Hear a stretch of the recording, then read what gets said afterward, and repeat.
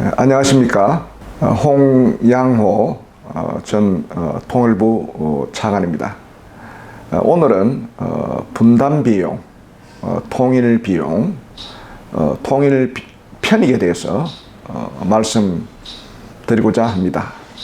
특히 이 통일비용에 대해서는 우리 사회에 대해서 잘못된 인식을 하고 있는데, 오늘은 특별히 통일비용에 대한 올바른 인식을 통해서 우리가 통일을 통해서 얻게 되는 통일 편익에 대해서 또한 자세히 설명을 드리도록 하겠습니다. 오늘 말씀드릴 순서는 통일비용에 대한 잘못된 인식, 그리고 두 번째는 분담비용, 통일비용, 통일 편익에 대한 개념을 설명드리고, 세 번째는 그동안 학자들이나 전문가들이 통일 비용을 추정한 금액에 대한 사례들을 소개하겠습니다. 네 번째는 통일 비용의 우리 사회에 소개되고 통일 비용을 염려된 여러 가지 가다한 규모를 발생을 일으켰던 독일의 통일 비용과 통일 편익에 대해서 설명을 드리고, 그러면 과연 우리는 통일되었을 때 어떠한 이익을 얻을 수 있을지 통일 편익에 대해서 설명을 드리면서 여섯 번째, 통일 비용에 대한 올바른 이해를 하고자 합니다. 마지막으로 우리가 통일되면 우리의 미래가 어떠한 비전을 바라볼 수 있는지 그 점에 대해서 살펴보도록 하겠습니다.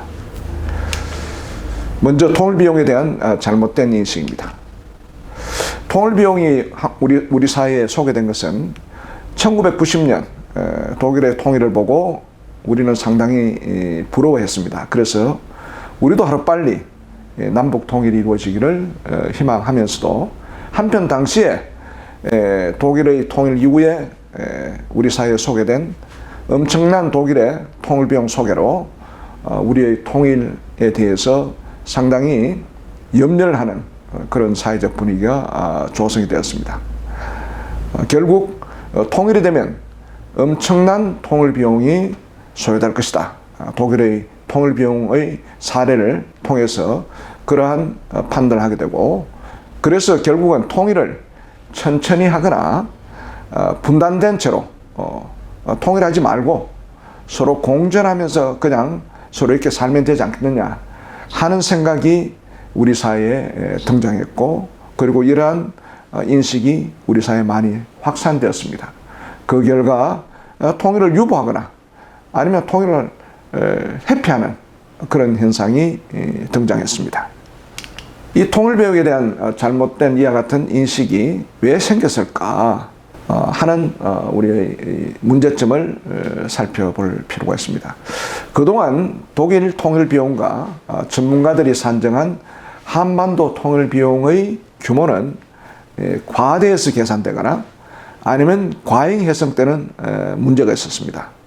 또한 이 분단이 되면은 오히려 그 분담 비용이 통일비용보다 훨씬 더 크며, 통일이 되더라도 일정 기간의 통일비용이 소요되는 것은 당연하지만 이 중장기적으로는 통일비용이 투자비용으로 전환되어서 통일 편익이 더 크다는 사실을 우리가 제대로 알지 못한 채 통일비용 거기 개념에만 집중하다 보니까 통일비용이 너무 많이 든다.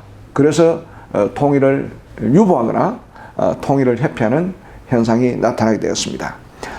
초기 단계의 투입 비용은 통일 비용이라고 할 수 있습니다만은, 중장기적으로 통일 비용은 국가 재건 투자 비용으로서 통일 편익으로 재현될 수 있다는 사실을 많은 사람들이 인식하지 못하고 있습니다.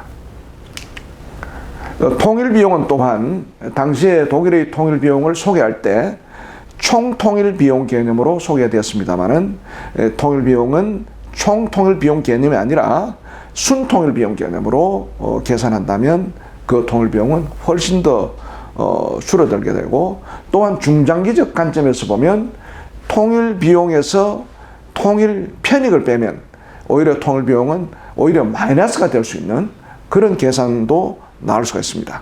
그래서 우리가 독일의 사례를 보고 사전에 통일의 준비를 철저히 해 나간다면 단기적인 통일 비용은 우리나라의 국력 수준으로 충분히 감당할 수 있고, 또한 오히려 통일 비용보다 더 큰 통일 편익을 얻을 수 있다는 사실을 우리가 명심할 필요가 있습니다.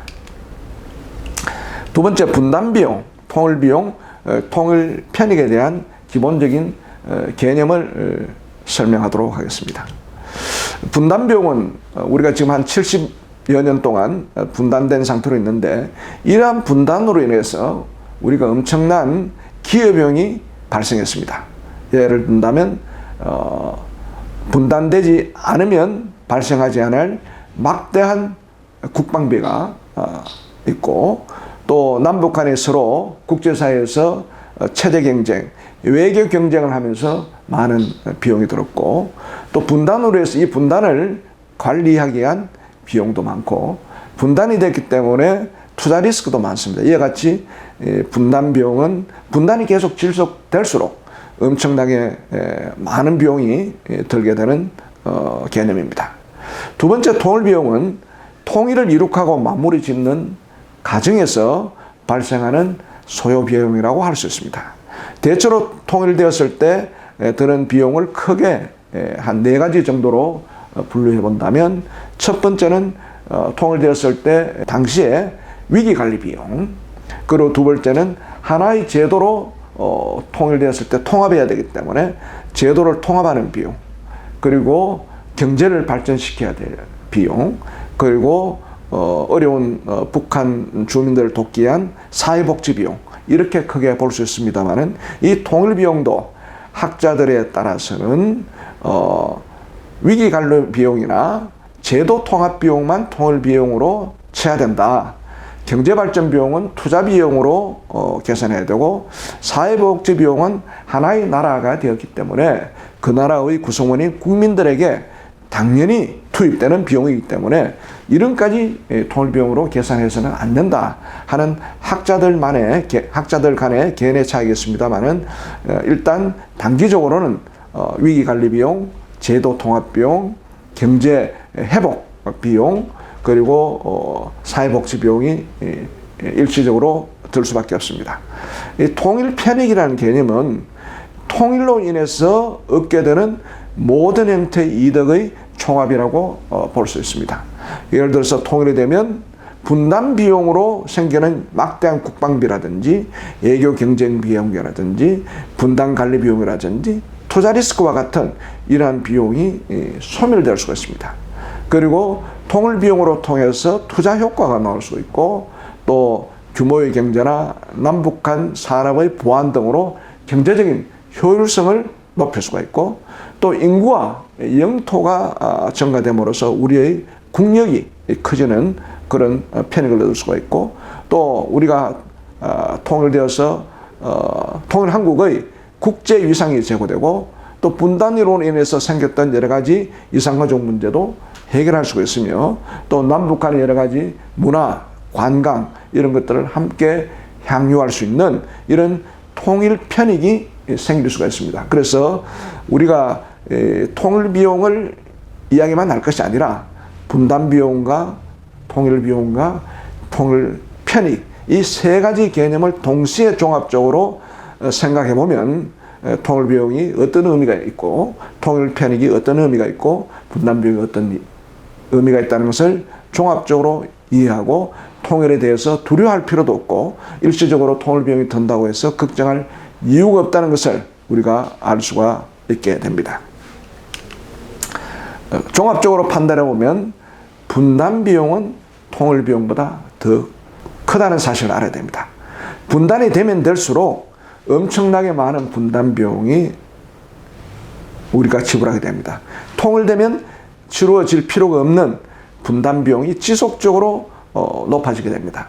그래서 분담 비용이 통일 비용보다 더 크다고 개념적으로 정립할 수가 있고, 저런 관점에서 본다면 분단은 빨리 해소되어야 된다 하는 도식이 나올 수가 있고, 또한 통일 비용은 일시적으로 비용이 들지만 중장기적으로는 이러한 통일 비용이 투자 효과를 가져와서 중장기적으로는 통일 편익이 발생할 수 있습니다. 단기적으로는 통일 비용이 들지만 중장기적으로는 통일 편익이 생길 수가 있기 때문에 결국은 통일 편익은 통일 비용보다 더 크다는 사실을 알 수가 있습니다. 그래서 결국 우리가 그동안 걱정하고 우려했던 통일 비용이라는 개념은 오히려 분담 비용이나 통일 편익이라는 개념을 치면 그렇게 많이 소모되는 그런 비용이 아니라는 것을 우리가 알 수가 있습니다. 그동안 학자들이 통일 비용에 대해서 많이 추정을 했습니다. 특히 통일 비용은 독일이 통일되고 난 이후에 1990년에 독일이 통일되었습니다만 그 당시에 독일의 통일이 역사적인 사건이었고 또 분단된 우리나라 입장에서 보면 어떻게 하면 우리가 독일 통일처럼 배울 수 있을까? 교훈을 어떻게 얻을 수 있을까? 이렇게 연구하고 분석하는 과정에서 독일의 통일 비용이 한국 사회에 소개됐습니다. 그 당시에는 동독 지역에 투입된 서독 정부의 연방 정부의 여러 가지 예산이나 여러 가지 투자나 이런 것들을 총계해서 일방적으로 한국 사회에서 소개되었기 때문에 통일 비용이 엄청나게 크다고 한국 사회에 소개됐습니다. 그래서 한국 사회에서도 주로 독일이 통일된 이후 한 5년 정도 지나서 주로 1995년에서 2000년 사이에 집중적으로 국내 학자들이 한반도에 통일되면 얼마나 비용이 들까 하는 추계 비용이 많이 소개가 되었습니다. 그동안 통일 비용은 독일의 방식을 준구해서 추계되었습니다. 그러나 통일 비용을 추정하는 방식은 학자나 전문가들마다 많은 차이가 있습니다. 특히 통일의 형태와 방법을 어떻게 전제하느냐에 따라서 통일 비용의 차이가 있습니다. 예를 들어서 통일이 급진적인 통일을 할 것이냐 아니면 점진적인 통일을 할 것이냐 또 통일은 무력으로 통일할 것이냐 아니면 평화적으로 통일할 것이냐 등등의 방법에 따라서 통일 비용의 차이가 있고 또 그 통일의 시기가 5년 뒤에 될지 10년 뒤에 될지 20년 뒤에 될지 이에 따라서 통일 비용의 차이가 있으며 통일이 되었을 때 북한의 소득 수준을 우리의 소득 수준의 몇 프로까지 오를 것이냐 통일되었을 때 몇 년 내로 북한의 소득 수준을 한국의 소득 수준과 똑같이 만들 것이냐 아니면 80% 수준까지 맞출 것이냐 아니면 60% 수준까지 맞출 것이냐 아니면 반 정도로 올리는 것을 목표로 할 것이냐에 따라서 통일 비용의 차이가 있습니다.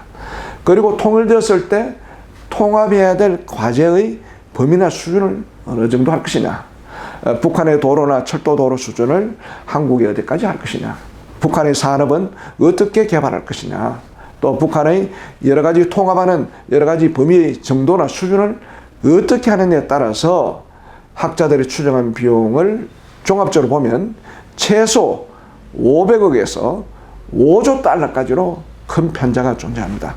5조 달러까지 편차가 난다는 것은 이런 통일 비용의 추정 사례가 그만큼 신뢰성이라든지 그만큼 명확한 이런 추정 방법의 차이에 따라서 엄청난 편차가 드러난다는 것을 알 수가 있습니다. 그리고 통일 비용은 과거에는 총비용 개념으로 주로 독일 방식으로 추정했지만 독일 내부에서도 여러 가지 비판적인 내용이 나온 대로 통일 비용은 총비용 개념이 아닌 순비용 개념으로 산정하면 그 규모는 또한 달라지게 되어 있습니다. 기존의 통일 비용 추정 방법을 연구해 보면 대체로 5가지 정도로 접근 방법을 구분해 볼 수가 있습니다. 첫 번째는 통일 이후 지출해야 될 비용 요소들을 항목별로 합산해서 추계하여 통일 비용의 규모를 도출하는 방법입니다. 이상만 교수나 배진명 교수나 박태규 전문 같은 분들이 추계했던 방법입니다. 두 번째는 북한 지역의 목표 소득을 설정하고 이에 필요한 비용을 산출하는 방법입니다. 예를 들어서 북한 지역의 목표 소득을 남한의 80%까지 높이는 것으로 얘를 설정한다든지, 예를 들어서 100%까지 오는 걸 설정한다든지, 여기에 따라서 필요한 비용을 산출하는 방법은 이영성 교수나 연하청 박사, 미국의 마르커스 놀랜드 박사 같은 사람들이 산출했던 방식입니다. 세 번째는 북한의 소득 수준을 통일한 이후 4, 5년 이내로 2배로 증가시킨다. 여기에 필요한 비용을 통일 비용으로 접근했었습니다. 미국의 랜더 연구소에서 이와 같은 방식으로 통일 비용을 추정했는데, 그 이유는 북한 지역이 남한 지역의 소득 수준을 따라잡기에는 사실상 불가능하다. 불가능한 것을 간주하고 북한 지역의 소득 수준을 북한의 현재의 2배까지 끌어올리는 때까지 드는 비용을 통일 비용으로 추정했습니다. 네 번째는 북한의 1인당 GNI가 남한의 절반에 필요한 투자 지원액을 통일 비용으로 상정하고 소득 조정 기간을 가정해서 하는 방법입니다. 통일 대박을 주장하고 계시는 신창민 박사님이 추정했던 방식입니다. 마지막으로는 서독의 GDP 대비 동독 지역에 투입한 비율이 4 내지 5% 정도였습니다. 그것을 동일하게 통일 한국이 될 경우 남한 GDP 대비 북한 지역에 투입하는 비용을 한 4, 5% 정도로 투입하는 방식으로 추정했던 방식이 통일연구원의 박종철 박사가 추구했던 방법입니다. 어떻게 됐든 대부분의 추정 방법은 통일비용 산출 기간을 대체로 한 10년 정도 잡고 북한의 소득 수준 목표를 남한의 60 내지 80%로 잡고 있는 것이 대체로의 추정 방법입니다만은, 학자들에 따라서는 통일비용 산출 기간을 30년까지 잡은 학자들도 있고 또 5년까지 잡은 학자들도 있습니다. 그리고 소득 수준 목표를 랜더 연구소처럼 북한의 소득 수준을 2배로 올리거나, 아니면 남한의 소득 수준에 가만수로 올라가거나, 아니면 60%, 80%, 100% 어떻게 목표 수준을 잡는 데 따라서 통일 비용의 규모는 엄청나게 차이가 나는 것을 우리가 알 수가 있게 되겠습니다.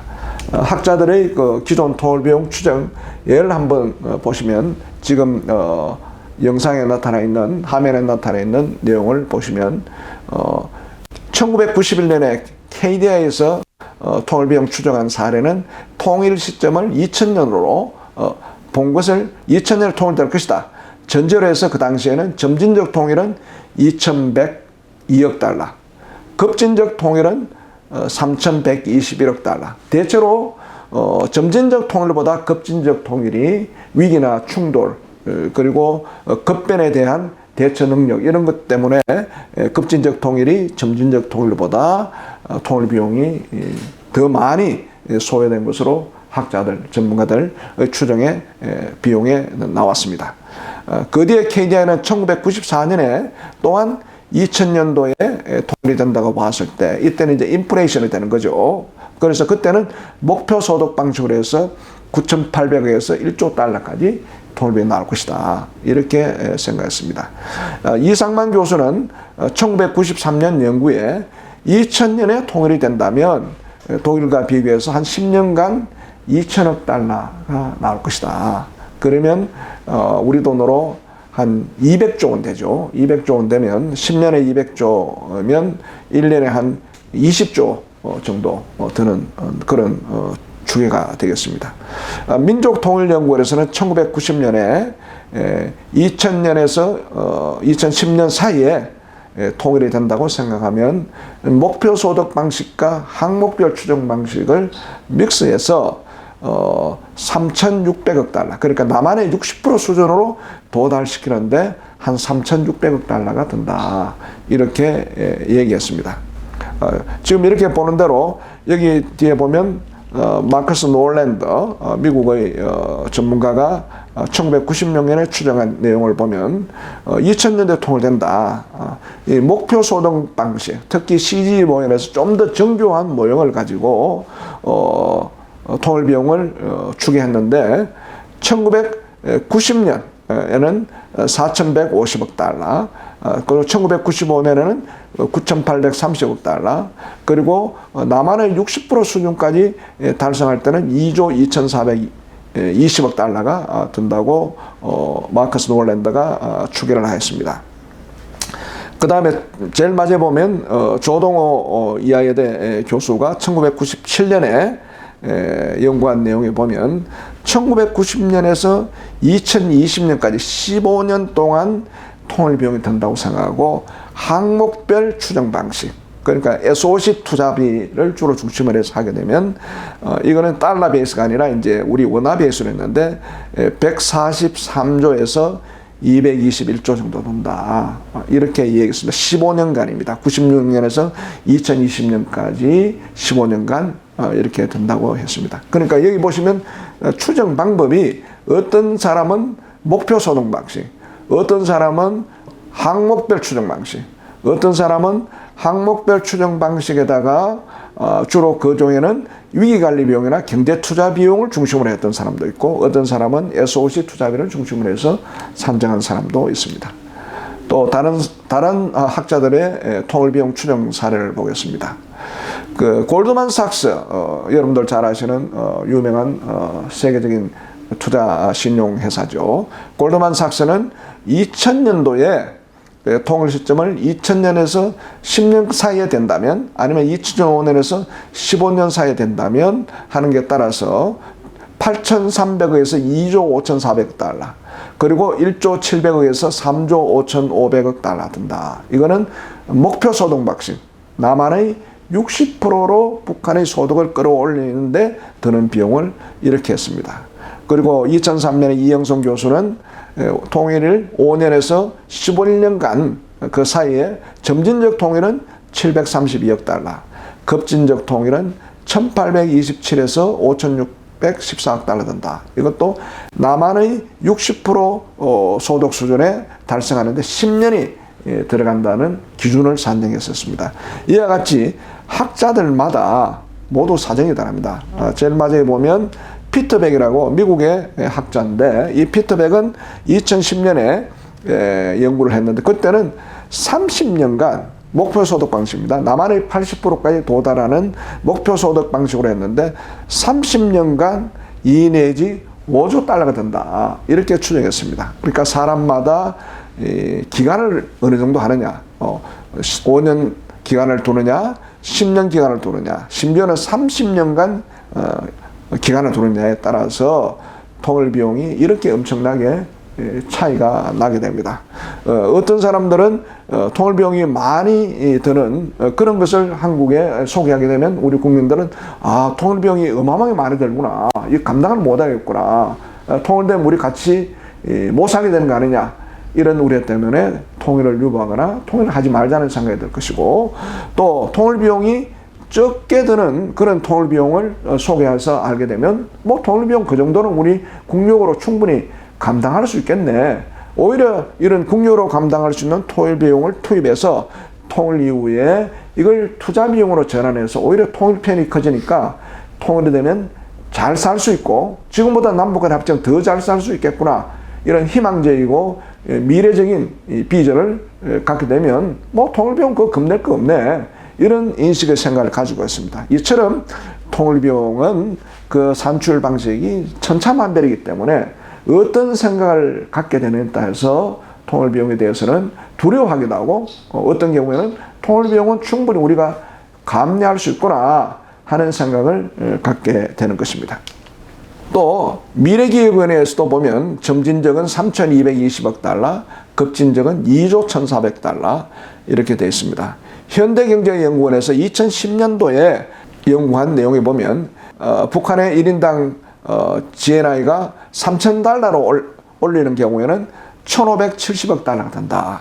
그리고 1인당 북한의 GNI를 7,000달러로 만약에 목표를 둔다면 4,710억 달러가 된다.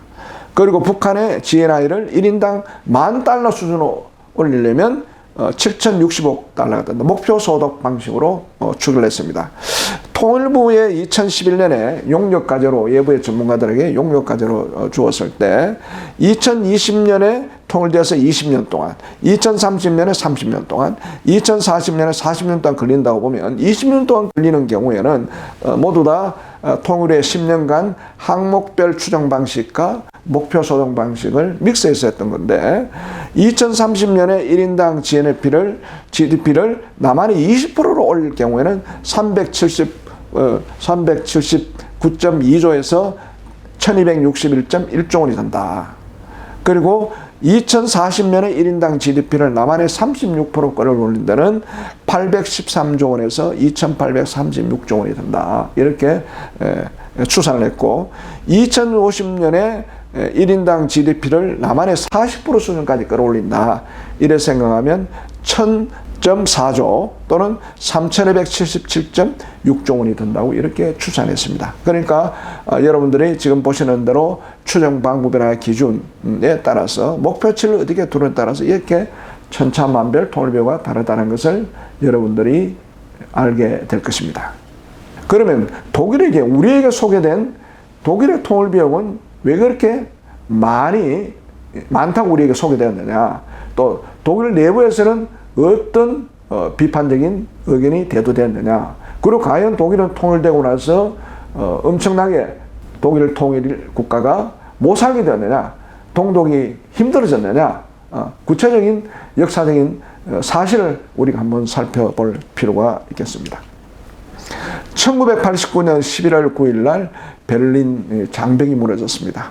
동독의 민주 시민들이 장기 독재를 유지했던 동독 정권에 대해서 민주화 투쟁으로 항거를 하고 그 결과로 베를린 장벽이 무너지면서 동독의 많은 사람들이 동서독을 갈라놨던 이 지역을 넘어오게 됩니다. 여기가 동독 지역에 있는 브란덴부르크 앞에 베를린 장벽으로 동독의 사람들이 서독으로 이렇게 넘어오면서 베를린 장벽이 붕괴되었습니다. 베를린 장벽이 무너지고 난 다음에 1년도 채 되지 않아서 329일 정도 걸렸습니다만은 독일이 1990년 10월 3일 독일이 통일하게 되었습니다. 동독과 서독의 책임자들이 서명을 하고 뒤에 당시에 콜 총리와 동독의 수상이 뒤에서 지켜보면서 서명을 하면서 독일은 통일을 하게 되었습니다. 독일의 통일 비용 사례는 독일 내에서도 발표 기간마다 대체로 차이가 있는데 기본적으로 당시에 한국에 소개되었던 독일의 통일 비용은 서독 지역 아니면 연방정부에서 동독 지역으로 이전되는 모든 비용, 총비용 개념으로 소개가 되었습니다. 그래서 독일 정부나 독일의 전문가들이 국내에 소개했던 그 내용을 보면 1991년에서 2005년 15년간 1조 4천억 유로가 들었다고 했습니다. 약 우리 돈으로 1750조 원이 들었습니다. 두 번째는 자유베를린 대학이나 할레 경제연구소에서 또 발표했던 내용은 1990년에서 2009년까지 20년간 독일의 통일 비용이 자유베를린 대학에서는 1조 6천억 유로가 들었다고 했고 할레 경제연구소는 1조 3천억 유로가 들었다고 얘기를 했습니다. 약간의 차이겠습니다. 그리고 이제 1990년에서 2019년 30년간 2조 유로가 들었다고 했습니다. 우리 돈으로 약 2,710조 원이 들었다고 했습니다. 그래서 이걸 종합적으로 우리 돈으로 환산해 보면 평균적으로 매년 동독 지역으로 100조 원이 투입되었습니다. 이렇게 독일의 총비용 개념인 통일비용이 한국에 소요되면서 100조 원이라는 우리 돈으로 환산해서 100조 원이라는 돈이 매년 동독 지역에 투입했으니까 이 어마어마한 통일비용을 우리가 어떻게 감당하겠는가 하는 우려가 우리 한국 사회에서 확산되고 이로 말미암아서 통일유보론이나 통일회피론이 우리 사회에서 확산되는 그런 결과를 초래했습니다. 그럼 이걸 좀 더 분석적으로 따져보면 왜 독일의 총통일비용이 가닥에 실제로 소요되었을까 하는 것을 분석해보면 첫 번째는 동독 경제와 동독의 자산가치 평가에 대해서 서독이 오류를 했습니다. 잘못 판단했다는 거죠. 왜냐하면 동독은 통일되기 이전에 동독 정권이 동독의 경제가 세계의 10위권의 경제국가, 산업국가라고 자랑하고 선전했습니다. 또 실제로 동구 공산권 중에서는 비교적 동독이 폴란드나 체코나 헝가리보다 사실은 더 잘 살았기 때문에 대부분 서독의 사람들은 동독 경제가 괜찮을 것이다, 이렇게 생각했습니다. 그래서 동독의 총 자산 가치를 1조 2천억 마르크로 평가하고 동독 경제가 자생력을 갖고 있을 것이다, 이렇게 생각했습니다. 이러한 판단은 당시 통일되었을 때 서독의 콜 총리가 나중에 그 이후에 자기가 판단하면서 우리가 그 당시에는 동독 경제가 좋았기 때문에 충분히 5년 내로 동독 경제는 해상되고 독일의 통일 국가는 그 이후에 잘 살 것이다, 문제가 없을 것이다, 이렇게 판단하게 된 근거가 되었다고 서독의 콜 총리, 물론 독일이 통일되었을 때도 콜 총리가 상당 기간 독일 통일 국가의 총리로서 재직을 했습니다만 그렇게 솔직하게 고백했습니다. 또한 당시에 서독이 통일되었을 때 서독은 상당히 예산 사정이 건실한 공공재정이었습니다. 상당히 서독의 재정 사정이 아주 탄탄했기 때문에 자신이 있었고, 또한 동독이 갖고 있는 사회주의 체제로 있었기 때문에 동독이 갖고 있는 여러 가지 국유재산들을 민영화시키는 거죠. 자본주의 시장화 시키는 거죠. 이렇게 민영화시키면서 매각을 하면 거기에 매각 수익이 엄청나게 나올 것이다. 그리고 EU, 유럽연합의 내에서는 못 사는 지역에 대해서 재정적으로 지원해주는 또 EU의 재정지원 시스템이 있습니다. 그래서 동독 지역이 상대적으로 낙후했기 때문에 EU의 자금도 받아내고, 그리고 또 민간 투자를 해 나간다면 통일 비용을 충분히 해결할 수 있다고 낙관했습니다. 이와 같은 사실이 서독이 통일되었을 때 오판을 한 거죠. 오판을 해서 쉽게 생각하고 한 5년 동안 통일기금을 마련하면은 충분히 동독 경제도 살아나고 통일된 독일도 충분히 경제적으로 이제 문제가 되지 않고 더 발전해 나갈 수있다 하는 오판을 했기 때문에 장기적으로 독일의 통일 비용이 장기화되는 그런 원인이 되었습니다. 여기 보시면 조금 전에 말씀드렸습니다만은 당초 통일 후에 5년이면 충분하다고 보고 5년 기간의 통일기금 1990년부터 1994년까지 총 1,607억 마르크 정도만 해서 투입하면 끝난다, 이렇게 생겼는데 오판을 하게 되면서, 왜 오판을 되겠냐, 실제로 동독 경제를 가보니까 형편없이 낙후가 되었고 동독 경제는 밑빠진 독에 물 붓는 그런 식의 경제로 낙후되어 있었고, 또 동독의 국유재산을 매각하면 엄청난 수익이 생길 것으로 생겼는데 국유재산을 청산하는 과정에 여러 가지 어려움이 있어서 오히려 적자가 났습니다. 그래서 결국은 1995년에서 2004년까지 적어도 한 10년 정도 제1차 연대협약을 맺어서 총 945억 유로를 더 또 동독에 투입하고, 또 부족해서 2005년에서 2019년까지 또 한 15년 정도 제2차 연대협약 총 1,560억 유로로 동독을 지원하는, 적어도 한 30년간 동독 지역을 특별히 지원하는 모양으로 갔습니다.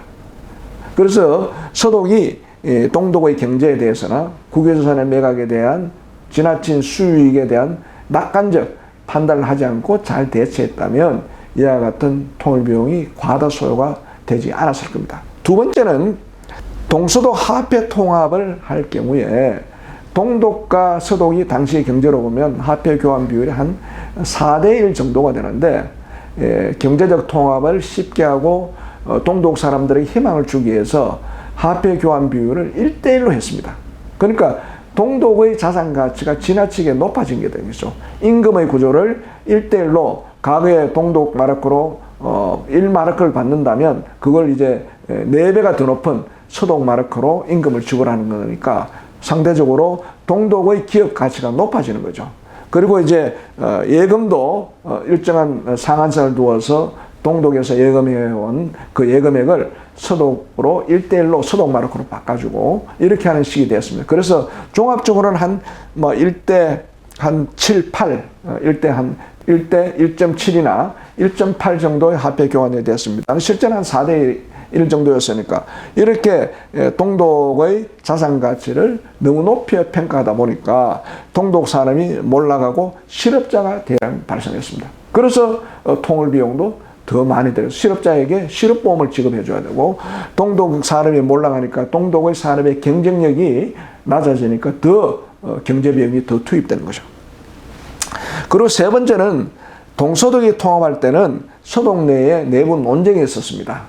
그때는 뭐냐면 경제적인 통합부터 먼저 이루어지고 난 다음에 사회 통합을 해야 된다는 경제 관료들의 주장이 있었고, 아니다, 통일되면 동독 지역에 실업자도 많이 생기고 사회적인 불안이 일어나니까 서독의 4대 보험을 그대로 보장해 줘야 된다. 그래서 경제통합과 사회통합을 동시에 이루어져야 통일 이후에 사회적 안정을 빨리 이루갈 수 있다는 주로 사회부처의 장관들이 주장한 대립이 있었습니다만 결국 마지막에 콜 총리가 경제통합과 사회통합을 동시에 하자 이렇게 결론을 내다보니 그 사회통합 비용은 결국은 사회복지비용입니다.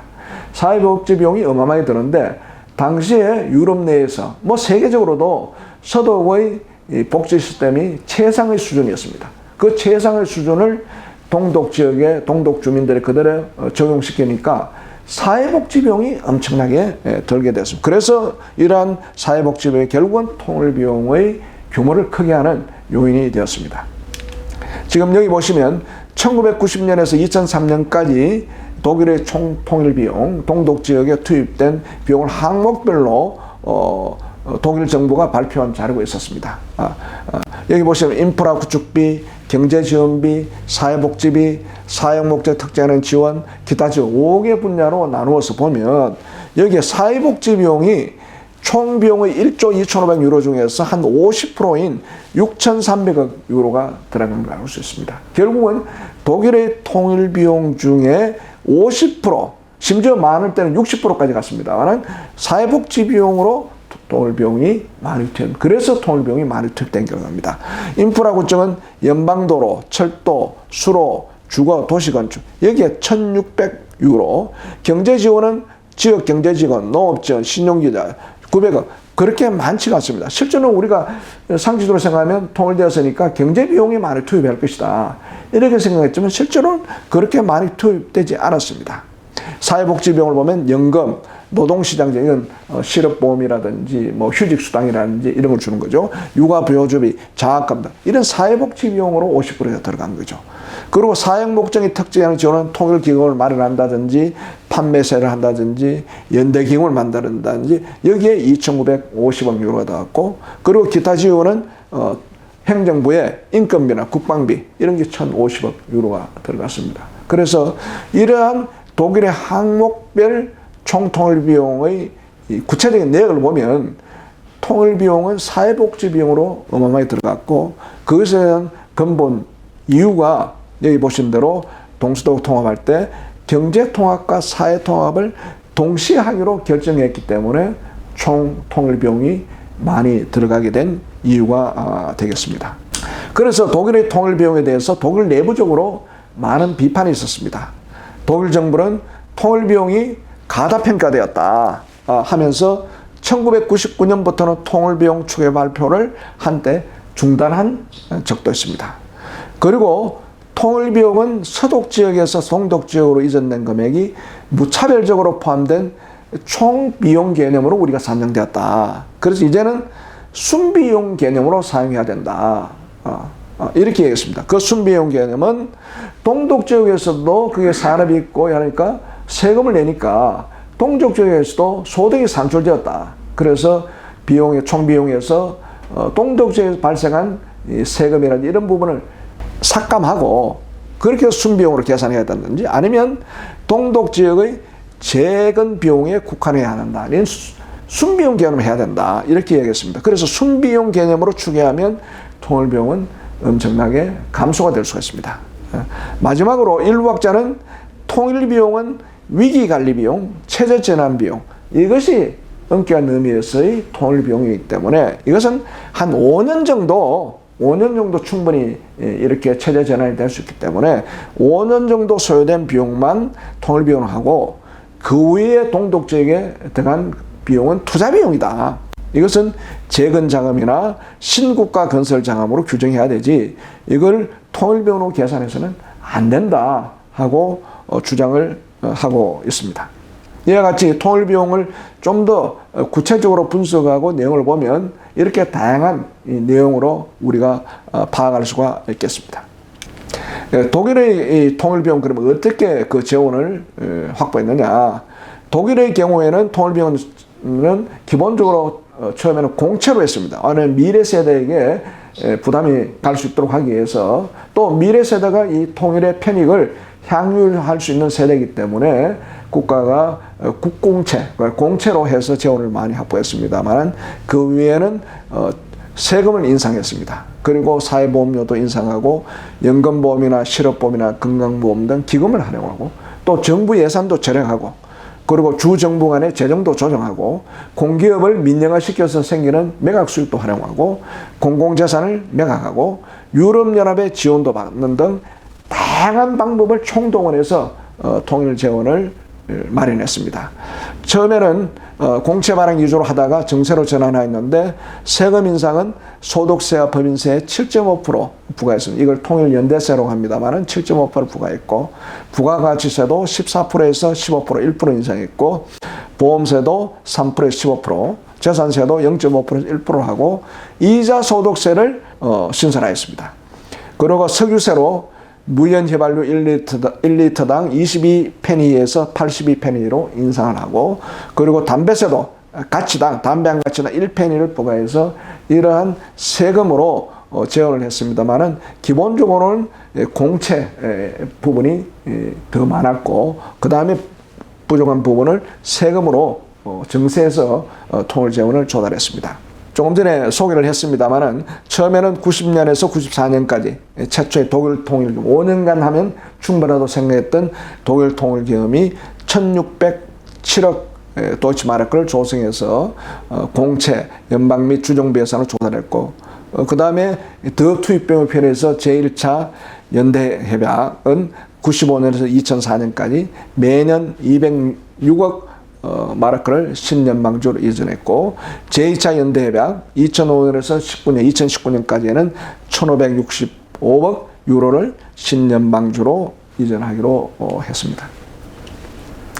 독일은 10년 단위로 큰 행사를 했는데 독일 통일 20년 될 때 그 모습입니다. 여기가 이제 과거의 동독 지역인 브란덴부르크 문인데 여기에서 20주년 큰 행사를 세계 각국의 정상들이 모여서 여기서 행사했고 여기는 동독 지역입니다. 동독 지역 이렇게 신도시로 신공업 도시로 이렇게 변모해온 환경도시, 에너지도시 또 서독의 여러 가지 자동차 산업이 동독으로 이전되기도 하고 에너지 회사가 동독으로 이전해서 동독이 엄청나게 발전했고 오히려 동독에 발전된 도시는 서독에 낙후된 지역보다 더 경제적으로 발전하고 성장하는 그런 모습을 보였습니다.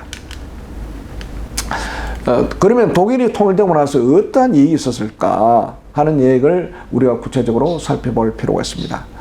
서독의 동독 경제에 대한 낙관적 오판이 있었습니다만 통일 후에 독일 정부와 국민들이 노력하여 성공적인 독일 국가를 수립하고 그리고 중장기적으로 통일 편익을 향유하게 되었습니다. 잘 아시는 대로 통일 초기에는 여러 가지 경제적 어려움이 있었습니다만 독일 정부와 독일 국민들이 국공채와 세금을 정세시켜서 함께 노력함으로써 지속적으로 경제 발전이 되었고 그 결과 2007년 유럽 최고의 경제 성장률 4.5%를 기록했고 2003년에는 세계 수출액 1위 국가가 되었습니다.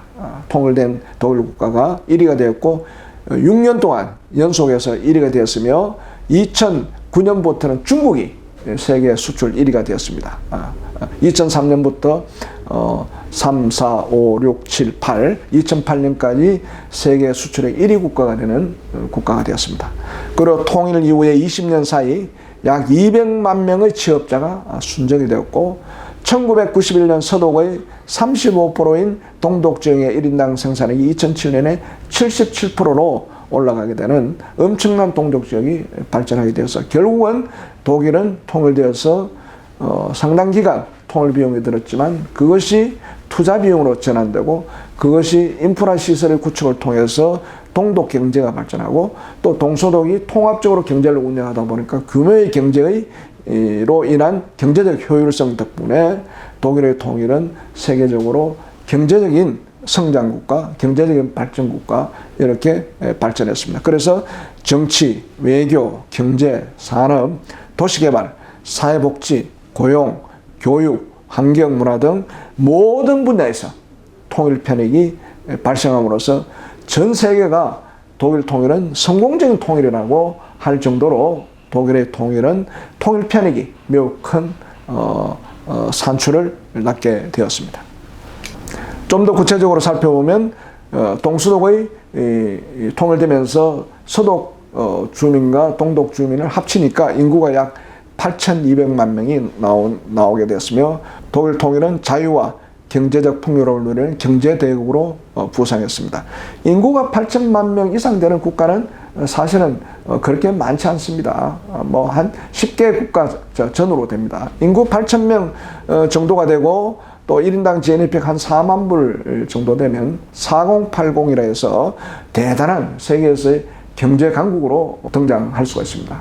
독일이 통일되면서 4080의 국가가 되었습니다. 그리고 독일은 분단되었을 때 2차 대전을 일으켰던 전범 국가였기 때문에 미국이나 소련이나 프랑스, 영국 4대 강국의 규제를 받게 되었습니다. 4대 강국의 동의가 없으면 통일할 수 없도록 국제법적인 제약을 받아서 주권이 온전하게 행사될 수 없는 나라였습니다만 통일이 되면서 독일의 자주권이 완전 회복되었습니다.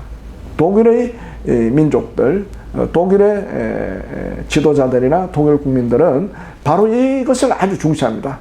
우리가 과거에는 참 세계적인 국가였는데 1차 대전, 2차 대전을 일으킨 전문 국가로서 국제사회의 규제를 받고 국제사회의 통제를 받았지만 이제는 통일됨으로써 완전한 자주국가, 국제사회의 규제에서 벗어나는 완전한 자주국가가 됐다는 것을 독일 사람들은 가장 중요한 통일의 가치로 여기고 있습니다.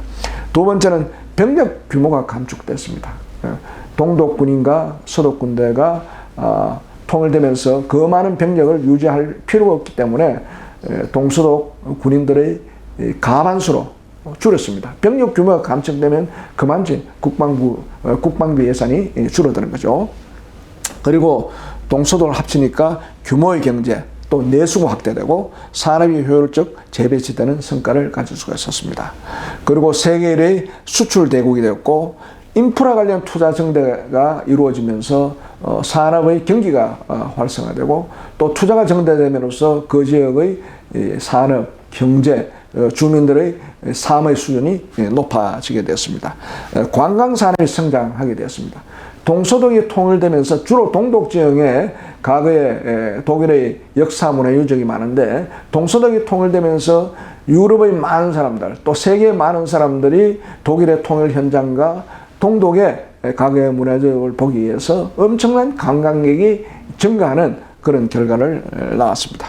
그리고 자유로운 인구이동과 이산가족 문제가 해결되고 동독 지역의 문화유산과 동독의 교회 이런 것을 재건하게 됐습니다. 과거에 2차 대전 때 엄청나게 파괴된 동독 지역의 문화를 복구함으로써 독일의 문화유산을 재건하고 독일 국민뿐 아니라 전 세계 국민들이 유럽의 문화를 이렇게 다시 한번 볼 수 있는 그런 기회가 독일의 통일로 인해서 이루어지게 되었습니다.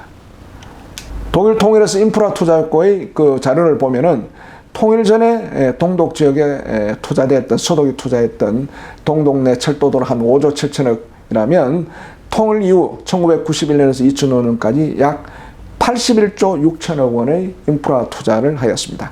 철도는 1950km 현대화시키고 고속도로 780km 신설했고 도로 2,000km 건설 및 보수를 했고 공항시설 확충했습니다. 이와 같이 인프라가 투자되면 산업은 활성화되고 경기도 활성화되고 그로 인해서 소득이 창출되는 그런 경제적 효과를 볼 수가 있겠습니다. 여기 도표에 보시면 독일 통일 이후에 관광산업이 어떻게 성장되었느냐. 1992년에는 외국인 방문자 수가 1,451만 명이라면 2012년에 딱 10년 뒤에는 관광객이 2배로 늘어났습니다. 특히 2012년에 유럽인들이 가장 많이 방문한 관광국가가 독일이었습니다.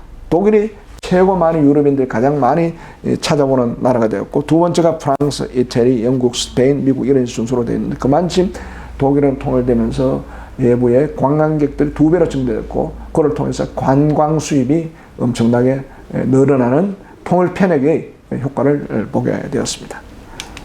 그러면 우리의 경우는 그럼 통일되면 어떤 이익이 있을까? 우리의 경우에도 조금 전에 통일 비용의 여러 가지 다양한 축의 내용을 소개했습니다만은 적게는 500억 달러, 많게는 5조 달러까지 차이 나는 이런 통일 비용을 우리가 신뢰를 하기가 좀 힘듭니다. 그런 점에서 우리의 경우에는 어떠한 통일 편익이 이루어질 수 있을까 하는 것을 좀 살펴볼 필요가 있겠습니다.